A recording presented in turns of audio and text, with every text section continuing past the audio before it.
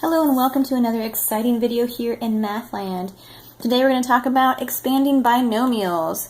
So instead of using FOIL and FOIL and FOIL and FOIL and FOIL to expand binomials, we can use Pascal's triangle to help us figure out the expansion of this binomial. We're going to have a whole bunch of terms for our answer, but hopefully it won't be too bad working this out because we're going to use old Pascal and his nifty little triangle to help us out.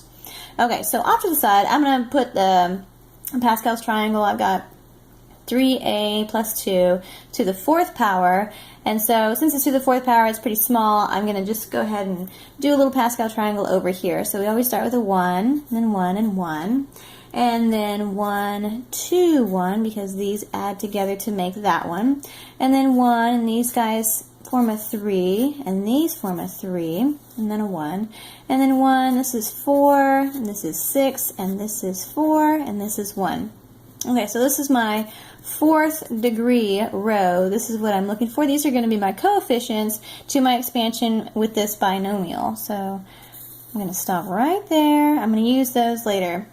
Okay, so when I lay this out, I have to figure out which coefficient goes with which term, and then how these terms are going to be I guess laid out as well, because we have increasing and decreasing exponents for each of these terms.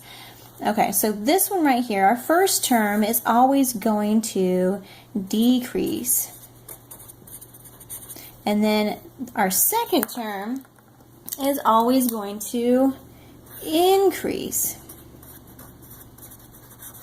Okay, so we're going to do 3a to the fourth power, then to the third, second, and so on. This one's going to increase 0, 1, 2, 3, 4. And we're also going to tie in our coefficients there. Okay, so let's see what we can do here. Our first term in our answer is going to have the coefficient of 1. You can put the 1 down, but you don't really have to. I'll do it just so you can see what we're doing here with our Pascal triangle there. Okay, so we've got a 1, and we've got our first term, 3a. And it's going to be to the fourth power, the highest degree that we have, that starts with our binomial. And then the second term is not going to show up until the second term because it starts at 0. So 2 to the 0 power, or any number to term to the 0 power would be 1. So it's not even here for our first term in our answer. So I'm going to add. First I go to, this one is going to be from Pascal. So at first consult Pascal before I do anything else. Our second term is going to have the coefficient of 4. I got the 1, I got the 4. So this guy's from Pascal. He tells us where the coefficient is. This one's going to decrease, so I have the first term again, and it's going to decrease by 1 every time. So I have 3a to the fourth here. It's going to be 3a to the third. Okay, and now the second term comes in, and it's going to increase. I started with 0 there. It's now going to be to the first power. Okay, next one is going to be a consultation with Pascal here.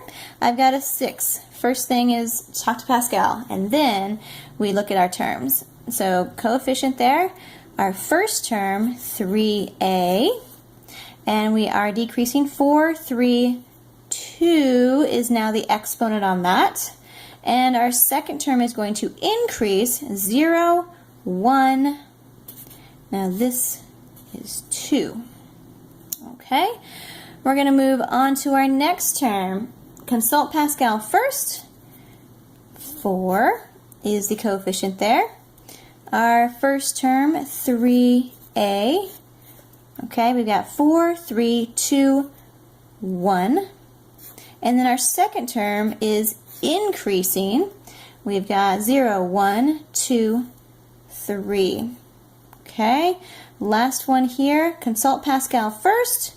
We've got a 1, and then our first term is, oh, we've got nothing there. 4, 3, 2, 1, 0. So the first term isn't even here. Our second term is, because we have 0, 1, 2, 3 to the fourth power. Okay, So your first term should start out with a 4, and your second term should end with a 4 because it decreases and increases.